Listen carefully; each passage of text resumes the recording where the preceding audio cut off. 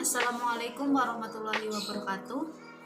Perkenalkan, nama saya Alvina Regista Cahyani, NIM 2017 40 20 78. Di sini saya akan menjelaskan tentang apa itu birokrasi. Birokrasi menurut Kamus Besar Bahasa Indonesia mendefinisikan birokrasi sebagai sistem pemerintahan yang dijalankan oleh pegawai pemerintah karena berpegang pada hierarki dan jenjang jabatan dan cara bekerja atau susunan pekerjaan yang serba lamban serta menurut tata aturan yang banyak dikalipunya. Wikipedia mendefinisikan birokrasi sebagai suatu organisasi yang memiliki rantai komando dengan bentuk piramida dan biasanya ditemui pada instansi yang bersifat administratif maupun militer. Jadi, dapat disimpulkan dari pengertian di atas bahwa birokrasi dapat berarti prosedur kerja, sistem keorganisasian, dan kekuasaan untuk mengambil keputusan. Makna birokrasi yang mula-mula positif dan semakin menguat nilai positifnya di era industrial ini bergeser menjadi negatif karena ulah pelakunya yang tidak lain adalah manusia. Makna positif birokrasi semakin menguat bebarengan dengan era industrial pada akhir abad 18 hingga abad 19, di mana logika birokrasi dalam kerja pemerintahan dipersamakan dengan jalur perakitan di pabrik. Kecenderungan berkuasa yang berlebihan pada manusia yang sedang berkuasa dikombinasikan dengan struktur pemerintah yang birokratis dan penguasa memiliki kekuasaan yang besar, merupakan salah satu penyebab suburnya korupsi. Memudarnya makna positif birokrasi terjadi ketika dunia ini memasuki abad ke-20. Bila tidak ingin terus terpuruk dan ditinggalkan masyarakat, maka birokrasi yang sudah bangkrut tersebut harus diubah menjadi pemerintah wirausaha. Apa itu pemerintah wirausaha? Pemerintah wirausaha yang dimaksud adalah lembaga pemerintah yang memiliki kebiasaan menggunakan sumber dayanya dengan cara baru, yaitu untuk mempertinggi efisiensi, efektivitas, dan produktivitas. Kini, birokrasi lebih banyak memiliki makna negatif karena banyak terjadi penyimpangan dalam kekuasaan para birokrat.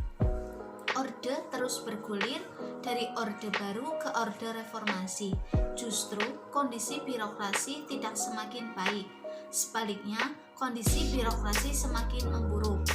Diakui atau tidak, terus memburuknya birokrasi mendorong sebagian penguasa yang masih memiliki hati nurani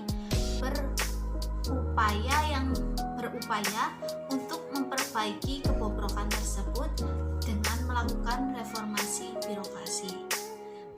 Berikut ini agenda reformasi birokrasi di Indonesia. Yang pertama, sumber daya manusia. Hasil yang diharapkan adalah aparatur yang berintegritas, kompeten, profesional, kinerja yang tinggi. Sedangkan diperoleh hasil dan kondisi nyatanya berupa hasil laporan akuntabilitas kinerja intensi pemerintah tahun 2009 menunjukkan baru 24 instansi pemerintah yang akuntabel. 2. Pengawasan. Hasil yang diharapkan adalah meningkatnya penyelenggaraan pemerintah yang bersih dan bebas KKN. Sedangkan diperoleh hasil dari kondisi nyatanya berupa catatan Transparansi Internasional tahun 2009 menunjukkan indeks korupsi Indonesia masih rendah, yaitu 2,8 dari 10. 3. Akuntabilitas. Hasil yang diharapkan adalah meningkatnya kapasitas dan akuntabilitas kinerja birokrasi.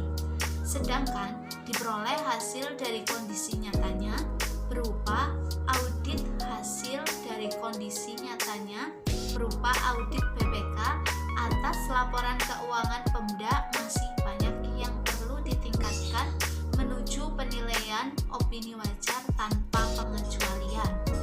Yang keempat yaitu pelayanan publik.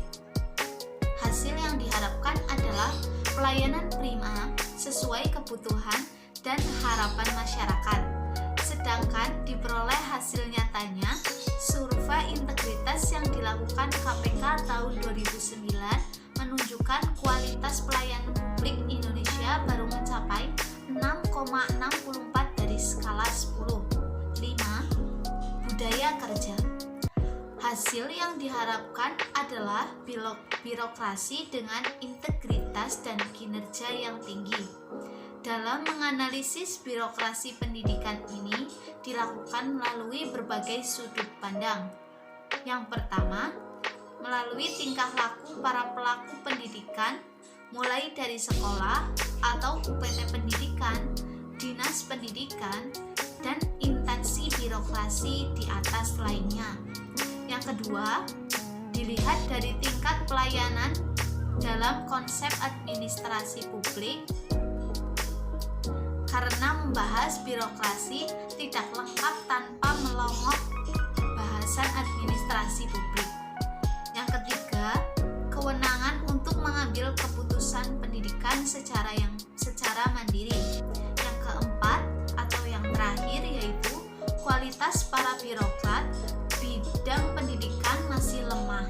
Hal ini dapat dilihat dari banyaknya pejabat pendidikan yang masuk penjara karena kesalahan prosedur dari administrasi.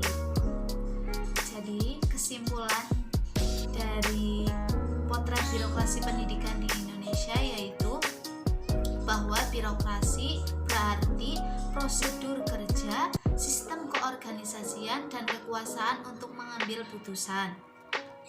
Agenda birokrasi reformasi birokrasi di Indonesia ada 5, yaitu yang pertama ada sumber daya manusia, yang kedua ada pengawasan, yang ketiga akuntabilitas, yang keempat pelayanan publik, dan yang terakhir yaitu budaya kerja. Dalam menganalisis birokrasi pendidikan ini dilakukan melalui berbagai sudut pandang. Pertama, melalui tingkah laku para pelaku pendidikan, mulai dari sekolah, UPT pendidikan, dinas pendidikan, dan instansi birokrasi di atasnya. Yang kedua, dilihat dari tingkat pelayanan dalam konsep administrasi publik, karena membahas birokrasi tidak lengkap tanpa melongok bahasan administrasi publik. Yang ketiga, kewenangan untuk mengambil keputusan pendidikan secara mandiri. Yang keempat, kualitas para birokrat bidang pendidikan masih lemah. Hal ini dapat dilihat dari banyaknya pejabat pendidikan yang masuk penjara karena kesalahan prosedur dari administrasi. Mungkin cukup sekian penjelasan dari saya. Apabila banyak kesalahan, mohon dimaafkan. Sekian. Terima kasih. Wassalamualaikum warahmatullahi wabarakatuh.